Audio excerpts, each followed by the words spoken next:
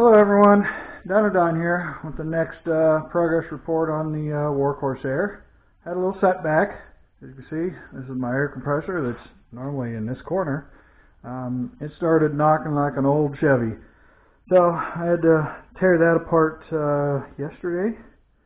I knew what it was. It had run low on oil, and one of the connecting rods, it's a 2-piston jobber, had started spinning. It's aluminum rod on a steel journal, no bearings, so it happened once before, same rod I believe.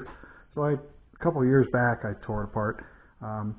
You can still get parts for it luckily, but I just took the rod out, cleaned the journal off, so it had some aluminum kind of marred to it, so I cleaned it up real good. I had cleaned all the parts off today, but I ended up taking the cap, I just belt sanded or used my little disc sander over there, and sanded off, 5 thou, 10 thou or so on the cap and the rod because it was kind of elongated. I measured it. It was definitely long from the up and down. And then I just jigged it up on my CNC, put my boring head in, and bored it back out. Didn't do a great finish on it, but good enough. I was able to get in there and polish it off a little bit with some sandpaper, put it all back together, cleaned everything up. So now I had to order some head gaskets for it. It has 2 gaskets. One of them is a graphite gasket that goes on this to the reed valve plate. These are the intake, the air filter. Air filter goes in here on what this used to be. This is the cover, it broke. So I got to weld this back together. There's an air filter that goes in here. So the gaskets I bought actually comes with the head gasket, mates to this plate, and then this is your exhaust port gaskets here. When the compression blows out there, and then it comes out here. So you get this gasket, which is more of a paper gasket, graphite gasket, and it also comes with the new air filter. So I polished everything up, cleaned up, and because I didn't have a filter on it for so long, this thing it was built up like carbon on an old cylinder head, like an old Chevy cylinder head. So I had to clean all that off. You got to be careful. There's a nice little raised edge here for the gasket to grab, so you can't get into that. But I spent the day today getting this all back up, cleaning up, and I just flipped the reed valves over, give them a better sit. And these ones I can't test because I can't get down there to put a vacuum on that side. This one here, I'm able to blow through it and suck, and they lock up good. So I just ordered those today. They should be here in a couple days. They're only coming from Michigan, so hopefully by the weekend I'll have it. And all I got to do is just bolt it on. I'm going to weld this up before then, get this welded back together, because the inlet of the air comes in here, turns, of course, and then goes down through those two ports right there where the reed valves are. So I've been running the thing forever without it, because this broke and it won't hold the thing in, won't seal anymore. So I got that done, ordered the parts. So after I finished that, I decided to work on this little gizmo. I keep telling you it's going to be made out of 3/8 inch. This is like 1/4 inch plywood. And what I did is I redrew the drawing. I left all this the same. And I just took this edge and these holes and moved it up a 1/2 inch and recut it out of aluminum. So this is what I ended up with. This plate for some reason is kind of tarnished. So I'll before I put it all together, I'll maybe block sand that and put some what they call brushed aluminum look to it. But it's like a stain. You can tell it was an old piece of material. I got it over here. Here it is. You can tell it's been laying around for a while. It's kind of the whole thing has got that dull gray look to it, like something had gotten wet or something and stained it. So that's what I cut it out of. So back to this. So now, as you can see, I got the lower mounts in place, the upper mounts. Again, these 3 holes. For anybody that's new, it bolts up to this stud, and this stud, and this hole in the block here. The reason for moving that alternator up is so I can make a block out of like 3/4 inches, just a scrap piece from cutting that plate off. It's going to bolt right to the block right there. And then that front edge, this edge, is going to come right up into here. It's going to set right there. So the top of the block is somewhere in here. So I'll put that on the motor, put the motor up there, and I'll scribe a line around the top and bottom of this thing, mostly probably top. It'll go from side to side, it'll just about touch these mounts. And then I'm going to drill 2 or 3 holes through the other side into this. And there'll be countersunk screws, but I'm going to put 2 or 3 bolts into that, and then 1 big bolt into that. So it's going to be wider than this block. This block's not wide enough, just to show you what I'm doing. So I'm going to pick that up, and that's going to reinforce these attach points. This one, and this one. This one's in the block. These 2 are galley plug holes. So some people were concerned, and I was a little, but then I figured out, let me try this. I was looking for a way to do it. So that's what that's going to be. So now, what I need to do is mark, well, basically, I got to put this on the motor, and the motor's got to come up here because it has to attach to this, and then this plate is going to either move this way, that way, in or out, and it might be a little high or a little low. So, and then once I get that figured out, then I'll locate these 3 holes, these 3 holes. Again, these will be countersunk for flathead Allen wrench screws. So they'll be flush here and here. And these ones can get away with bolts, actually. They don't have to be countersunk, but these 4 do. And then these are the type of bolts I mentioned, socket head cap screws. They're going to come up through about 3/8 of an inch in, and they're going to stick out enough to basically grab full depth into the oil pan. And I lost it. But it's going to go full depth into the oil pan bolts. So there's 14 of those. And as I mentioned before, I've got this bolt hole and this bolt hole that come up through from the bottom, like so. This one will have to be countersunk. Put the bolt in so it's just hanging in there. Put some tape or something on it to hold it, and then bolt these down. Well, it's like the same thing with this one. Come up in from the bottom, so it's sticking out, and bolt this down. And that way, these will be trapped in between the parts where it can't fall out, and then I'll drill a hole up through the piece, through the mount itself, just big enough to put the Allen wrench in there, and come on up through. So that's kind of where I'm at with those. These things were like $1.40 a piece at the hardware store, and I need 14 of them.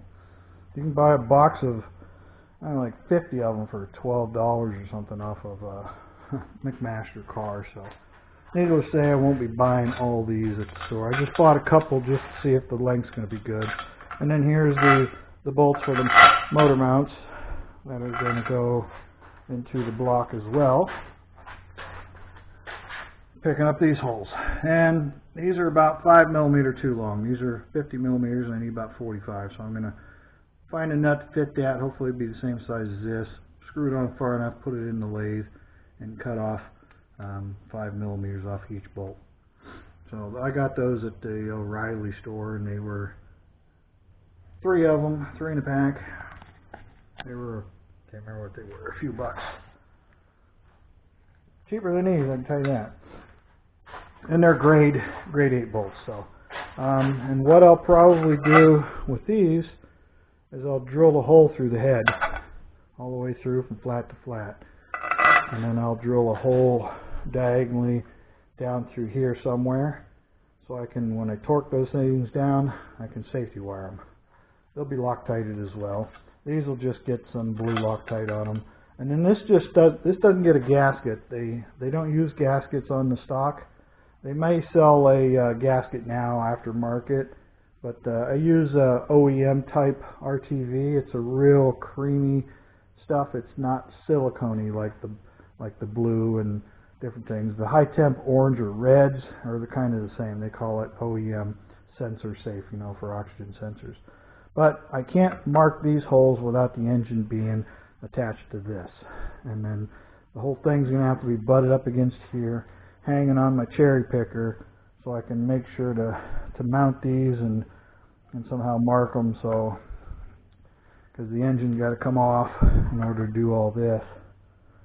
So this, like I say, may have to go left, right, and it may have to come up or down. Remember I said I'd machine these so they were just a little thick, so I may have to knock some material off of these.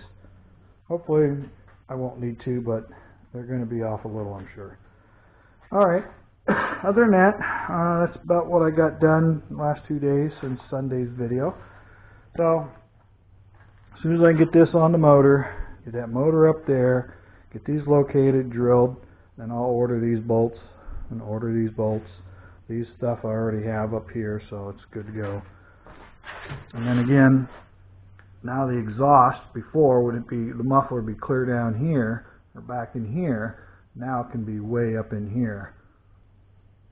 So, and then I've got a ton of room to make my oil tank, my overflow tank for the coolant system, which will be tied in with that outlet here. I'll tie into that, and then the outlet's going to come out of here. Again, this one will be closed off. This is the electrical connector. So the upper one comes out because the upper one's going to be transferring from side to side. And then just the lower one comes out here. This lower one will be taken out, so that hole will have to be capped off too. And the upper one will be here, but it's going to be a bigger inch and a quarter tube like this thing. Right now it's only 1 inch tube. So now this mount, I mean, it is solid. Again, the block that I'm putting in there is just extra attach points to the physical motor, because these two are going to be the weakest point. This one's solid because it's right into the engine block. That's this bolt, and that fits on the block just fine. I had to enlarge the holes a little bit because they're off still, just hair here left and right. So, but that one fits good. And this is 10 mil. These are 10 mil. And those are only 6 by 1.0, 10 by 1.25. Alright, well, I had a question. Somebody said, use a tripod. And people like to get seasick from me moving this thing around too much. But then the next guy is going to come in and say, we can't hear you. Because when this thing's on a tripod and you just step away a couple feet, the sound just goes right away. You can't hear me. And then you're going to say, oh, another one, someone else is going to come in and say, well, we can't see what you're talking about. You're too far away. And this camera is not zoomable. You have to pick up the tripod, move it in. So you're damned if you do, you're damned if you don't. So if you're new to the channel and you're wondering about the movements, you're just going to have to live with it. Otherwise, find another channel. All right, I think that's going to do her. Hopefully I can get my head gaskets, get that air compressor run, because I need that air compressor. I can't do anything in this garage. It would have been nice to be able to clean up that pump with my aqua blaster, but I need an air compressor, so I can't use it.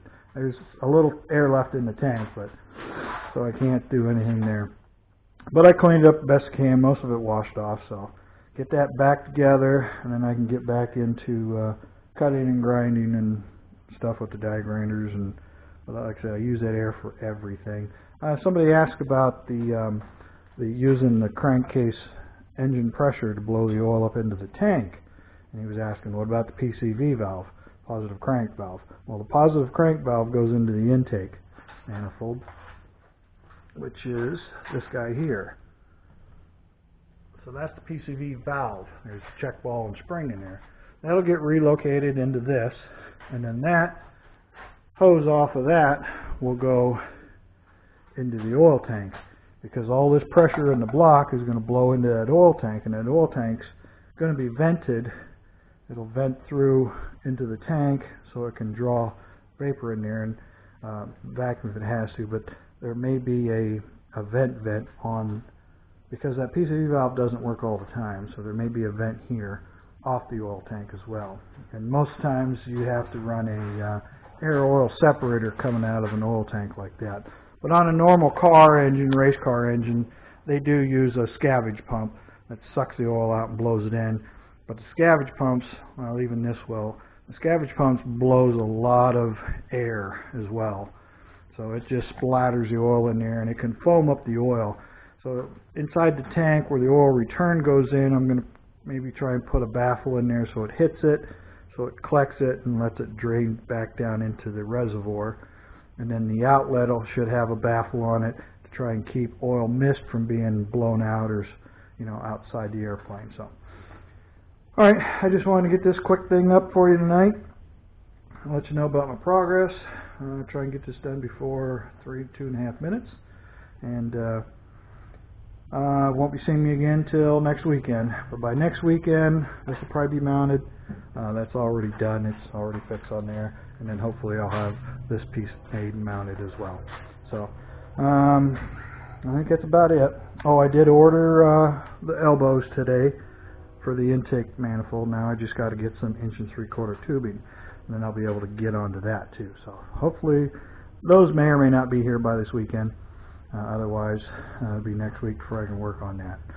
Alright, that's going to do it for this one, folks. As always, appreciate you taking time to watch my videos. Feel free to leave any comments, questions, concerns, as always. I see the comments coming in kind of slow, but it's alright. So we'll go ahead and cut this off, and we will see you guys on the next one. So for now, this is Down and On Out.